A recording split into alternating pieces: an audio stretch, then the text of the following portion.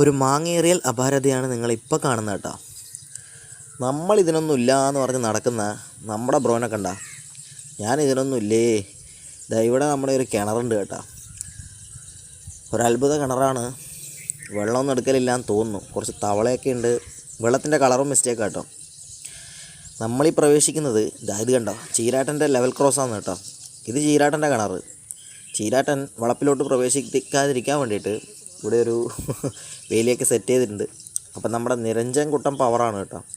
ഇതാണ് നമ്മുടെ ചീരാട്ടൻ്റെ വളപ്പെന്ന് പറയുന്ന നടന വിസ്മയം.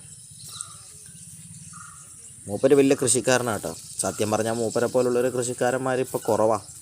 അതും ഈ ഒരു പ്രായത്തിൽ. ഏതാണ്ട് മൂപ്പർക്കൊരു 100 വയസ്സ് ഇങ്ങനെ മേലെ പറയുന്നില്ല, മേലെ ഉണ്ടാവുമെന്നാണ് എൻ്റെ ഒരു വിശ്വാസം. പക്ഷേ നമുക്ക് 100ൽ പിടിക്കാം.